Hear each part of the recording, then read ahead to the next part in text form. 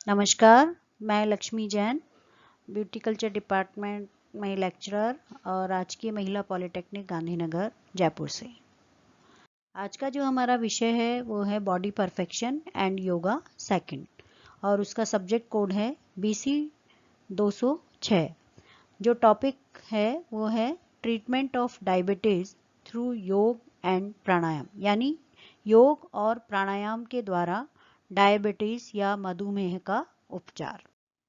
शरीर विज्ञान का यह सिद्धांत होता है कि शरीर के संकुचन और प्रसारण यानी उसके कॉन्ट्रैक्शन एंड रिलैक्सेशन होने से उसकी शक्ति का विकास होता है, जिससे कि रोगों की निवृत्ति होती है। निवृत्ति यानी रोगों से छुटकारा मिलता है। योगासनों से ये प्रक्रिया आराम से हो जाती है। आसन और प्राणायाम के द्वारा शरीर की ग्रंथियों और मांसपेशियों में यानी ग्लैंड्स एंड मसल्स में कॉन्ट्रैक्शन और रिलैक्सेशन की क्रियाएं होती हैं, जिसके कारण रोगों से छुटकारा मिलता है और आरोग्य बढ़ता है। रक्त को वहन करने वाली धमनियां यानी ब्लड वेसल्स और भी ज़्यादा हेल्दी हो जाती हैं। इसके अलावा आसन और अन्य क्रियाएं जिससे कि पैंक्रियाज एक्टिव हो जाता है और इंसुलिन सही मात्रा में बनने लगता है, जिससे डायबिटीज इत्यादि रोग दूर होने लगते हैं। पाचन तंत्र की स्वस्थता पर पूरे शरीर की स्वस्थता निर्भर करती है, यानी कि अगर पाचन तंत्र स्वस्थ होगा तो पूरा शरीर स्वस्थ होगा। और मधुमेह की जो बीमारी है वो भी पाचन तंत्र से ही संबंधित होती है, क्योंकि पाचन तंत्र के अंदर ही एक अंग होता है जिसे हम अग्नाशय या पैंक्रियास कहते हैं, जो कि एक इंसुलिन नामक हार्मोन को प्रोड्यूस करता है। और ये हार्मोन हमारे ब्लड के अंदर शुगर के लेवल को नॉर्मल बनाए रखता है, यानी रक्त के अंदर शर्करा की मात्रा को नियमित बनाए रखता है। और यदि इंसुलिन की मात्रा कम होती है, यानी पैंक्रियाज अगर ठीक तरीके से काम नहीं कर पाता है और पूरी तरह से इंसुलिन नहीं निकाल पाता है, तो ब्लड के अंदर शुगर की मात्रा कंट्रोल नहीं हो पाती है और ब्लड के अंदर शुगर बढ़ जाती है।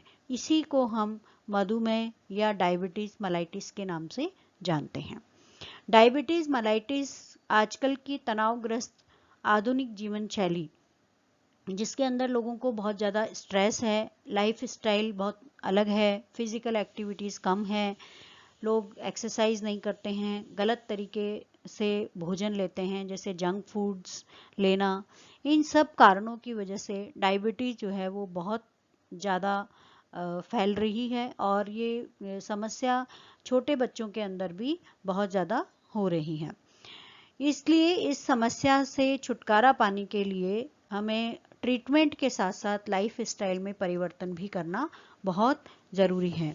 इसलिए अगर डायबिटीज़ की समस्या को पूरी तरह से ठीक करना चाहते हैं तो लाइफ स्टाइल में बदलाव और उसके साथ ही साथ योगासन और प्राणायाम करना ज़रूरी है। योगासन और प्राणायाम पर जाने से पहले हमें ये जानना जरूरी है कि डायबिटीज़ या मधुमेह क्या होता है।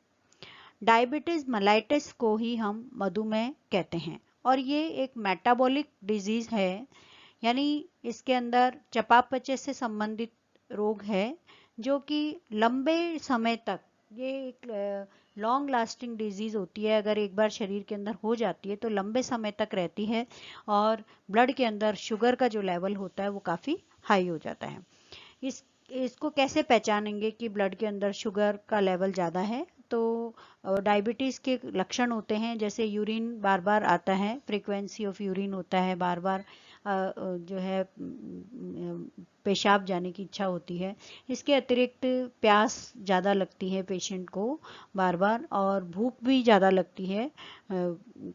इसके अलावा जो मधुमेह के अंदर जो अग्नाशय है उसमें इंसुलिन का प्रोडक्शन नहीं होता है, या शरीर की जो सेल्स होती हैं वो उस इंसुलिन को ग्रहण नहीं कर पाती, सही तरीके से रिसीव नहीं कर पाती हैं।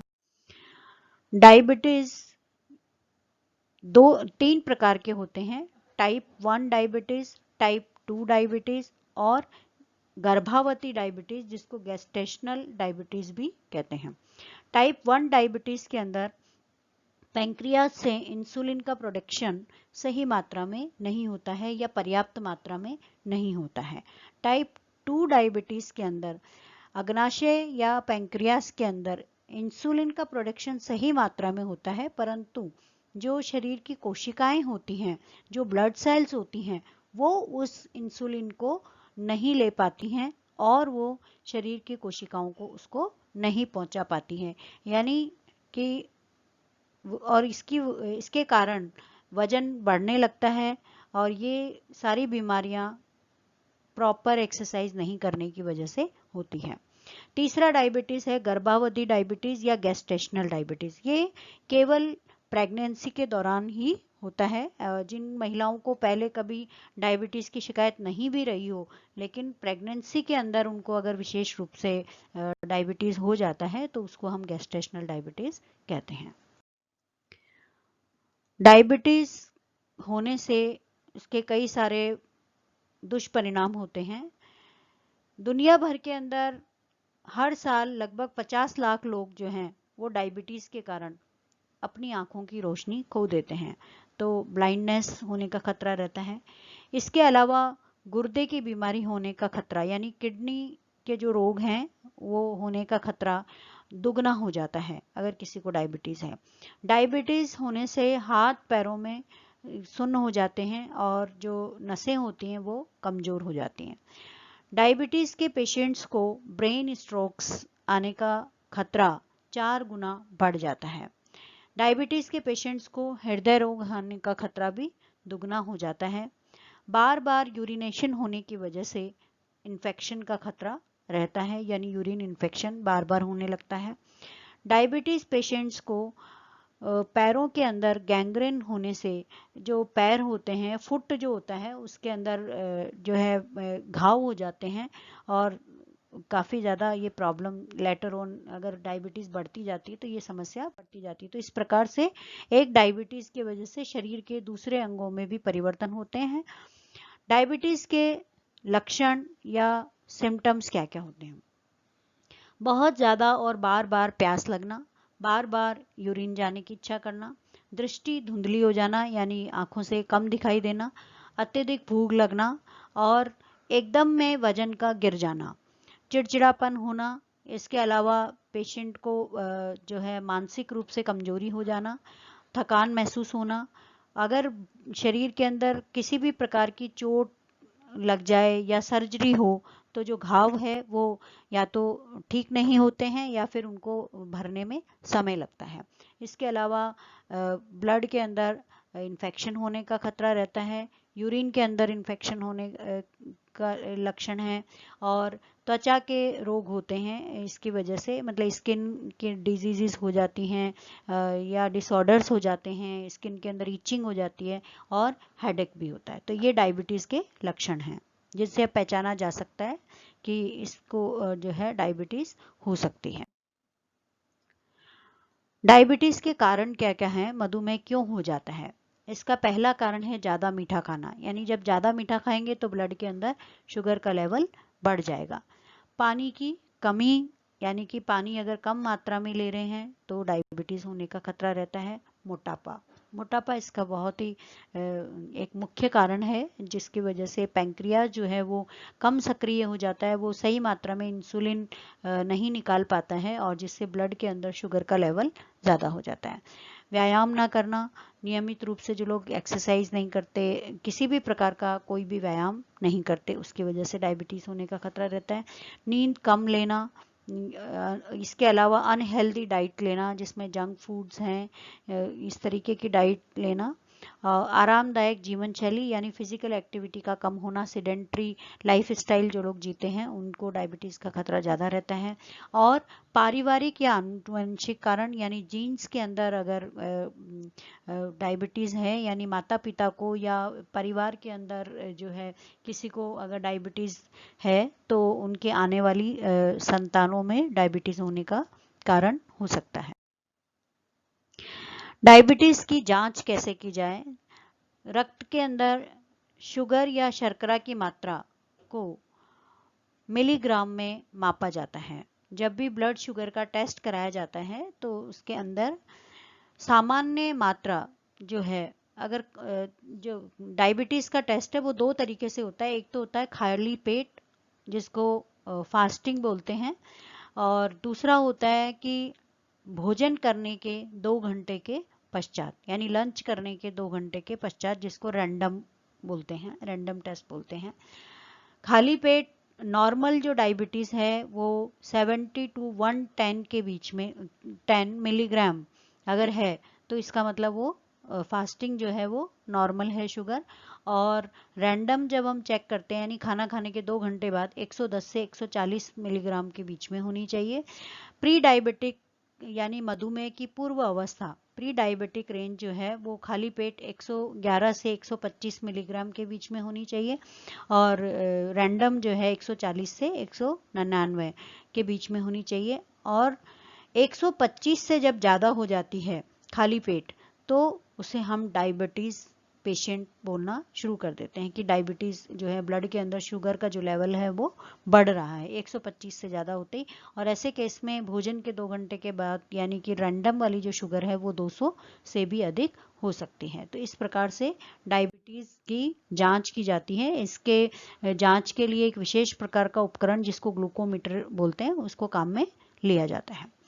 डायबिटीज़ की जब चिकित्सा की जाती है तो उसको किस तरह से, कौन कौन से उसके मुख्य भाग होते हैं, उसमें पहला है कि रोग संबंधी जानकारी देनी चाहिए। सबसे पहले उसको बताना चाहिए कि भी किस तरह से डायबिटीज़ क्या होती है, क्यों हो गई, ये इस तरह से जो है क्या कारण हो सकते हैं, ये सब बताना चाहिए।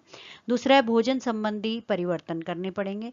जो डायबिटीज़ का पेशेंट है उसको जो खाने पीने की आदतें हैं उनको बदलना पड़ेगा, उनके खाने में मीठा कम करना पड़ेगा, और उनके खाने में फाइबर की मात्रा को बढ़ाना पड़ेगा, प्रोटीन की मात्रा को बढ़ाना पड़ेगा, कार्बोहाइड्रेट्स कम करने पड़ेंगे। तीसरा है जीवन शैली से संबंधित परिवर्तन। जीवन शैली के अंदर बदलाव लाने पड़ेंगे, यानी अगर सेडेंट्री लाइफ स्टाइल है तो उसको चेंज करना पड़ेगा, फिजिकल एक्टिविटी को बढ़ाना पड़ेगा, जंक फूड्स बंद करने पड़ेंगे।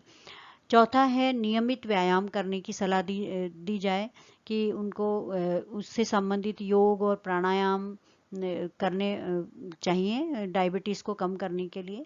पांचवा है दवाई नियमित रूप से लेना, कि जो भी डॉक्टर ने उनको मेडिसिन प्रिस्क्राइब करी है उसको बिल्कुल रेगुलर लेना है, उसमें किसी भी प्रकार की कोई लापरवाही नहीं करना है।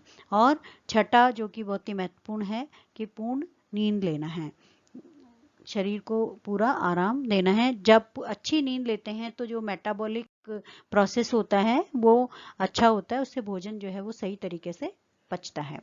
डायबिटीज और मधुमेह के रोग के लिए योगासन और प्राणायाम, योगासन और प्राणायाम का कौन कौन से योगासन और प्राणायाम करने चाहिए जिससे कि डायबिटीज को ठीक किया जा सकता है, जिसमें पश्चिमोत्तानासन, वज्रासन, शशकासन, अर्ध मत्स्येंद्र आसन, मंडूकासन, सेतुबंद आसन, हल आसन, चक्रासन, धनुरासन, भुजंगासन, ये आसन हैं जो कि डायबिटीज को ठीक करने के लिए काम में लिए जाते हैं, या अगर इन आसनों को नियमित रूप से किया जाए तो डायबिटीज होने का खतरा नहीं होता है।